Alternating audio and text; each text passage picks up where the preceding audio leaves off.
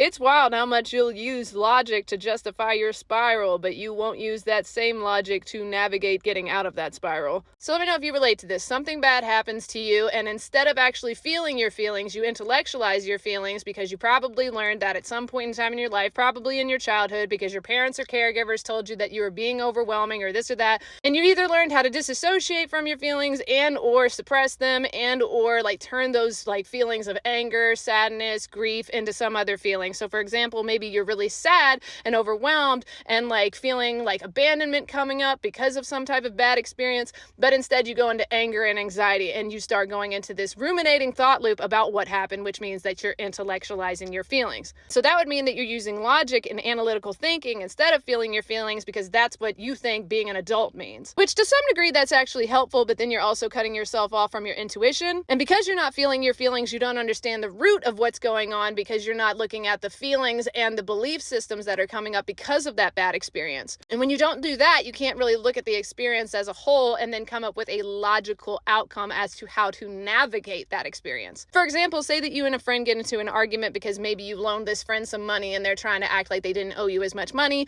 A lot of the times what we'll do, especially if you're somebody who has a lot of trauma and that means that you're not feeling your feelings and then you're intellectualizing your feelings, is that you're going to project the feelings that you're feeling onto this other person, whether or not you're actually telling them or not. So now you're thinking about the situation as a whole from, oh my gosh, this person hurt me. These are their intentions and this is what they meant by that and da-da-da-da-da. And you're going into a thought loop. Instead of taking the time to actually ground yourself in what you're feeling, take a moment, try to regulate your nervous system and your body and go, okay, here are the facts of the situation. I loaned this person money. They are telling me it's not as much. I know that it is this much. And so what am I feeling about this? What is this triggering within me? So then you can tell yourself logically, however you want to say that, oh, well, I am feeling a bit of sadness, a bit of anger. I'm really upset because we've been friends for this amount of years and I don't know why they're acting this way. And I can't for sure know why they're acting this way. I can speculate and maybe to some degree that will actually help me. But at the end of the day, what can I do about this? Okay, well, I can feel my feelings. I can be upset. I can feel my grief. Okay, well, I should probably grieve the fact that we've been friends for this long and they seem to be in some type of weird time in their life where they're not being as good of a friend as I would hope. And so in order to feel that grief, I'm going to do A, B, C, D, whatever. And then once I've kind of grieved and worked through my own emotions and I've kind of worked through what the triggers are and thought about the whole situation, I'm then going to make a rational decision through my logical and analytical thinking about what to do from there, which is usually just wait it out or just tell this person I'm not interested in being your friend anymore, whatever it might be. But that would mean that you would have to use your logical, analytical thinking